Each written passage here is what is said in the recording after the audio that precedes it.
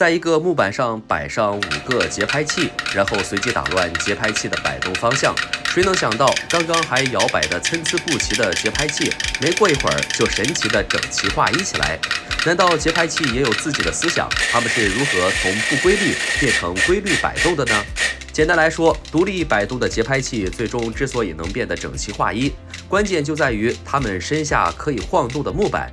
节拍器在向左摆动时，会带给木板一个向右的反作用力，同理，向右摆动的则是给木板一个向左的力。在这2种力的作用下，木板开始发生轻微的晃动，它左右摇晃的力会逐渐抵消掉节拍器独立摆动的作用力。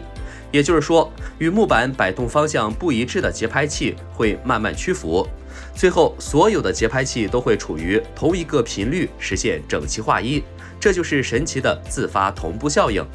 它不光作用在物体上，在有思想的人群中也是可以应验的。比如2000年仅开放了3天的伦敦千禧桥，就因自发同步效应造成的桥体共振，被主办方紧急叫停。当时大桥上的游客就像士兵齐步走一样，不约而同地迈着同样的步伐，而千禧桥也随着人群的步伐有节奏地摆动起来。要知道，如果桥体保持持续振动，它的振幅就会不断加大。当振幅超过桥梁的承载极限时，桥面就会因无法承受这种压力而崩塌。那这些游客是怎么不约而同地齐步走呢？千禧桥的设计工程师也存在同样的疑惑，于是他就用模型还原了当时桥上的场景。设计师发现，当桥上的人超过166个时，大桥就会发生轻微晃动，而桥上的游客为了避免摇晃，就会下意识地跟着桥摆动的幅度行走，跟前面的节拍器一样，最终就演变成了上千人迈着同样的步伐在桥上摇晃的壮观场景。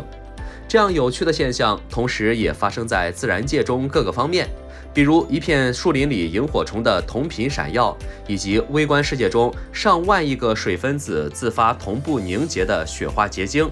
不要惊讶，这可不是什么玄学事件，这些现象都可以用物理学中的耦合振子来解释的。耦合振子是一组具有周期性振动的物体，它们之间通过作用于彼此的力相互耦合。